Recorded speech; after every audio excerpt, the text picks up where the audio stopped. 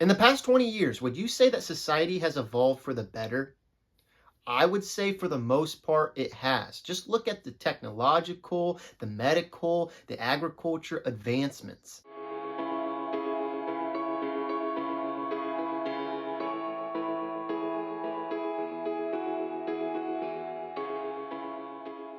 However, even with all of these advancements, how come people are not happier than they've ever been before? According to NBC News, the United States fell out of the top 20 in happiest countries, and the younger generation's numbers keep declining. So something is not right.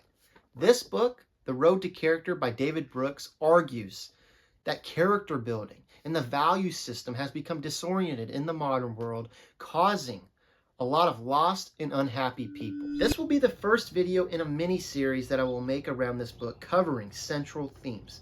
This video will focus on how character building has shifted throughout history and how it's become more difficult to build something that is vital for fulfillment and inner peace. The last chapter in this book, chapter 10, explores this premise, arguing that we live in the big me era, an era that's full of self-expression, social gratification, a don't miss out mindset. Look at how hard I'm working. Simply the look at me era. All of this is fueled by an environment that glorifies external achievements and shallow desires, drastically different from the past. A past and history that this book argues was full of moral realism. It was a way of thinking that focused on sin and human weakness. People were wary and cautious of themselves, especially about their desires and pleasures. But slowly over time, different ways of thinking challenged the caution, looking into the inner goodness, empowering people to think more of themselves and believe in themselves. All great things. But it shifted the landscape, slowly tipping the scales to forgetting the past. David simply put it as a quote, "A moral vocabulary was lost, and along with it, the formation of souls." Now, I do not have the command over words like that, but I agree in what it's saying, that in the modern world, it's more difficult, challenging to form the soul because it's not the focus. Just look at the lack of stillness. This book showcased that so many people have shown time and time again that log cabin retreats, vacations almost, quietness, stillness has helped many people find themselves, recalibrating them to what is important. Yet, quietness is a rarity, even something we've run from. Because no matter what, there's always something that keeps us busy, distracts us, or entertains us. I mean, it's just simple. You could go out on your porch, look at the weather. Wow, it's a beautiful day today. And grab your phone. I mean, it's just so instinctual. There's so many streams pulling and competing at our time and focus that we can't even get our own attention, eliminating the opportunity for us to ask important questions, to dig a little deeper, to truly get to know yourself and think for yourself. A big component to the noise, an example of the guiding to the big me shift, is social media, whether it's Twitter, X, Instagram, TikTok, even YouTube. They are so ingrained into our everyday lives.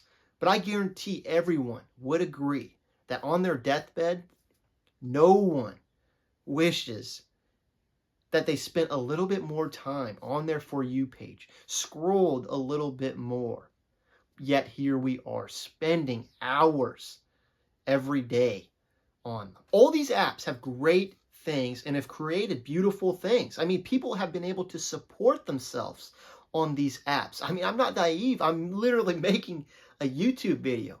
But I think we over-consume them, which in turn distracts us from what's truly meaningful and disorients our desires. The book says that it promotes the big me attitude, getting us to value the surface level things, getting us, quote, competing for likes. I mean, I know for me, I'm trying my best to detach myself a little bit more from it, to consume it like a dessert. But I know, just from firsthand, from writing this script, that I, instead of pushing through the mental discomfort, I just picked up my phone and scrolled, wasting time just instinctively doing something that has little meaning to me, avoiding something that I actually care about and want to pursue. The point is, it can easily distract any one of us and get us to start finding our value in external achievements, blending perfectly into a society that defines people by their skills, their bread, their following, their assets. David shows that it even trickled to the universities, looking at how they define honor. You get put in the honor society or get honor solely by your academic grades, not how you treat others or the peace you found within yourself. One reason behind why the modern world is so materialistic, which I don't think is necessarily bad, but we truly have to ask ourselves why we want certain things. Are we not happy simply because we do not have a single item? Are we trying to feel better than someone just because a piece of jewelry?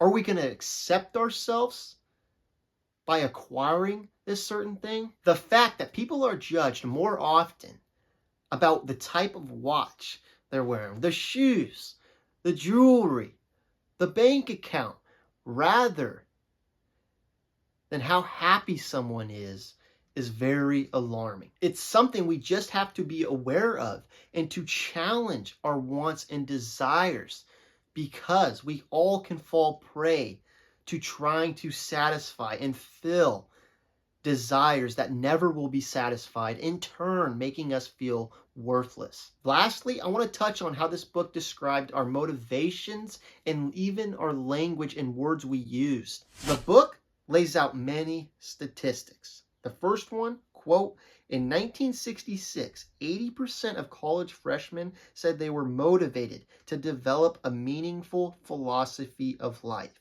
end quote. Now it says that number has more than halved. In that same year, 42% said that becoming rich was an important life goal. And now that number has risen to 74% in 1990. And I could only imagine what that number looks like right now. Now, when it comes to words, there has been a 66% decline in the usage of bravery, 49% decline in gratitude, even kindness is down 56%.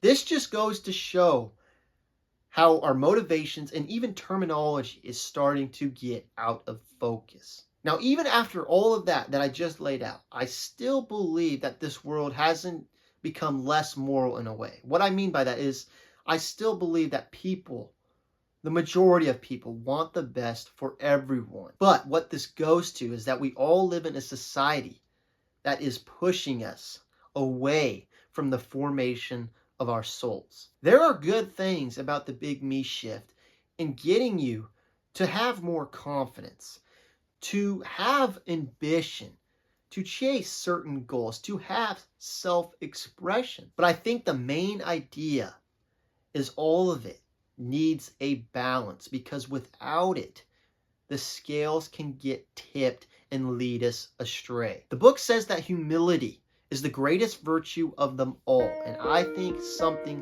that can help us bring us back to balance. So all in all, in a world that is so external achievement driven, I think we all need to take a step back to process where we live, to write down our values and work at them, putting effort in every single day. It's complicated, it's tough, but nothing worthwhile comes easy. So again, to wrap this up, I think we all should focus more on the improvement of ourselves, challenge ourselves to be more courageous, honest, disciplined, humble, work on the kinks, because this book argues that path, the inner path, is a lot more rewarding. Thank you for watching.